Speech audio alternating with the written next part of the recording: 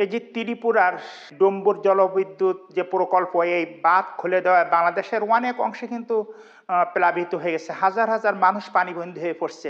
মারাত্মক আকারে ক্ষতি হয়েছে। আকাশ থেকে পানি হচ্ছে, আকাশ বন্যা। আবার সেই সাথে সাথে ভারতের থেকে পানি এসে আমাদের দেশটা প্লাবিত করে দিচ্ছে। আসসালামু আলাইকুম রহমতুল্লাহি ওয়া বারাকাতুহু।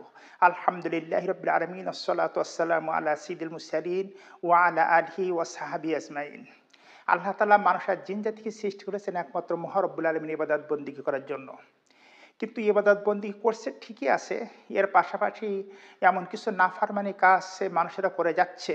আল্লাহ তাআলা যে কাজগুলি করতে নিষেধ করেছেন সেই কাজ মানুষেরা হর হামেশা করে যাচ্ছে। অর্থাৎ এই দুনিয়াতে ইবাদতের পরিবর্তে অনেক মানুষেরা এত পাপ করে চলেছে, যার পরিপ্রেক্ষিতে আল্লাহ তাআলা বিভিন্ন সময় বিভিন্ন গজব দিয়ে মানুষদেরকে সতর্ক করে দিয়ে দেন।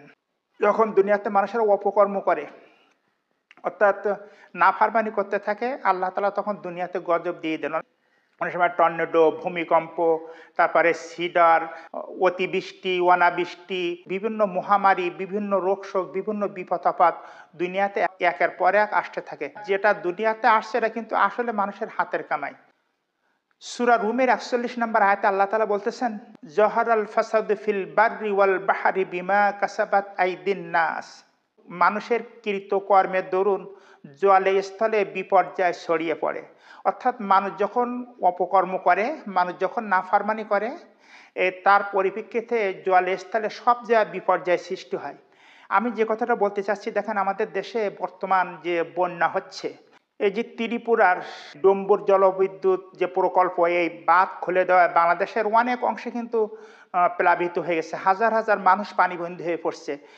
তাদের বসত বাড়িতে পানি উঠেছে, তারপরে তাদের ধানের বীজতলায় নষ্ট হয়ে গেছে, শাকসবজি, অনেক ফসল, গবাদি পশুর মারাত্মক আকারে ক্ষতি হয়েছে। আকাশ থেকে পানি হচ্ছে, আকাশ বন্যা। আবার সেই সাথে সাথে ভারতের থেকে পানি এসে আমাদের দেশটা প্লাবিত করে দিচ্ছে। ইতিমধ্যে কয়েকটা ডিস্ট্রিক্টে কিন্তু হাজার হাজার মানুষ পানিবন্দী হয়ে পড়েছে।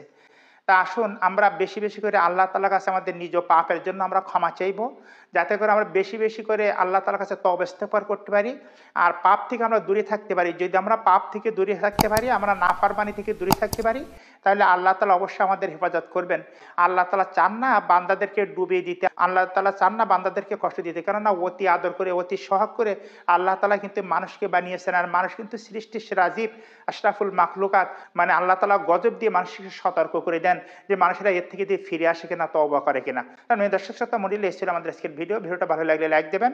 পরবর্তীবার কোনো ভিডিওতে দেখা হবে ইনশাআল্লাহ। ততক্ষণ ভালো থাকুন, সুস্থ থাকুন। আল্লাহ হাফিজ।